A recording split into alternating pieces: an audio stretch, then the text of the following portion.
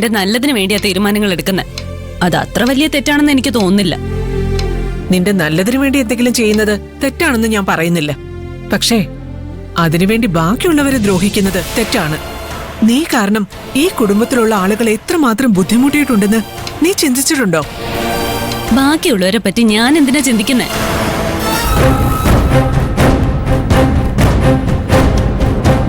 എനിക്ക് ശരിയെന്ന് തോന്നുന്നതാ ഞാൻ ചെയ്തത്.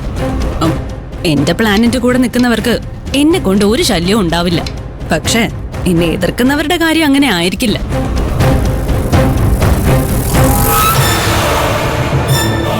ഞാൻ ഗർഭിണിയാണെന്ന് നുണ പറഞ്ഞതുകൊണ്ട് മാത്രമാ ഗിരിയേട്ടന് എന്റെയും സഞ്ജുവേട്ടന്റെയും കല്യാണം നടത്തി തന്നത്.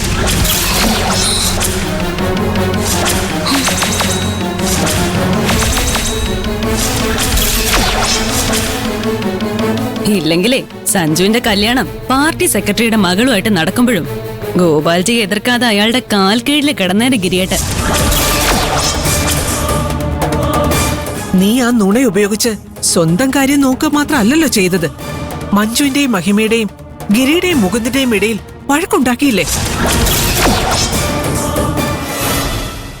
എന്റെ വഴിക്ക് തടസ്സമായിട്ട് വരുന്നു എന്ന് തോന്നിയപ്പോഴാ എനിക്ക് അങ്ങനെയൊക്കെ ചെയ്യേണ്ടി വന്നത്. അതില് എനിക്കൊരു പശ്ചാത്താപവും ഇല്ല.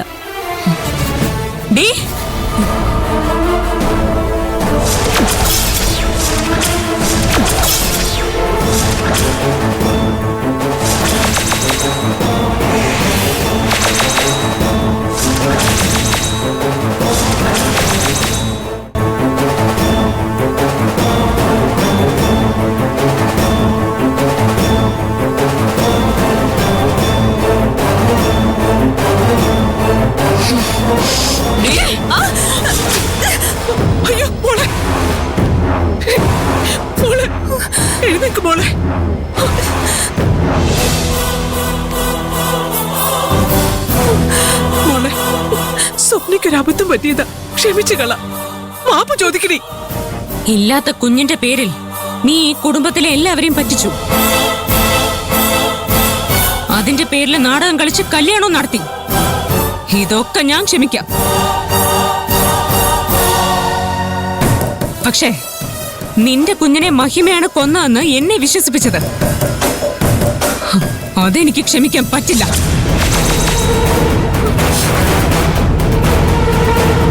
അവളൊരു കൊലയാളിയാണെന്ന് ഞാൻ വിശ്വസിച്ചപ്പോ അവള് തകർന്നു പോയി കാണും.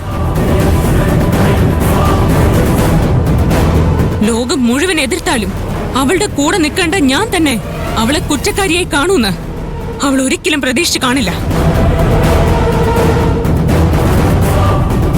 നിനക്ക് വേണ്ടി ഞാൻ അവളെ ഒരുപാട് വേദനിപ്പിച്ചിട്ടുണ്ട്. അതെല്ലാം ഓർക്കുമ്പോ എനിക്ക് എന്നോട് തന്നെ വെറുപ്പ് തോന്നുക. എനിക്ക് നിന്നെ കൊല്ലാനുള്ള ദേഷ്യം വരുന്നുണ്ട്. പക്ഷേ ആദ്യം എനിക്ക് എന്റെ അനിയത്തിയെ പോയി കാണണം. അവളെ തെറ്റിദ്ധരിച്ചതിന് എനിക്ക് അവളോട് മാപ്പ് ചോദിക്കണം. അത് കഴിഞ്ഞിട്ട് ഞാൻ വരുമ്പോ നിന്നെ ഞാനൊരു പാഠം പഠിപ്പിക്കുന്നുണ്ട്. മോളെ, മോളെ, മഞ്ജു, മോളെ, മോളെ, നീ എടുത്തു ചാടിയൊന്നും ചെയ്യരുത്.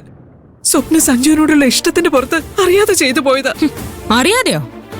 ഇവളെല്ലാം കൃത്യമായിട്ട് കണക്കൂട്ടി തന്നെ ചെയ്തത്. സ്വന്തം ലാഭത്തിന് എത്ര പേര് വേണമെങ്കിലും ദ്രോഹിക്കാൻ ഇവൾക്കൊരു മടിയുമില്ല. നാളെ ഗോപാൽജിയുടെ വിശ്വാസം പിടിച്ചു പറ്റാൻ ഇവൾ അമ്മയെ പോലും ഒഴിവാക്കും. എന്താ സംശയമുണ്ടോ? നിനക്കുള്ള പണി ഞാൻ തരുന്നുണ്ട്, നീ കാത്തിരുന്നോ. ഞാൻ എത്ര വേണമെങ്കിലും കാത്തിരിക്കാം.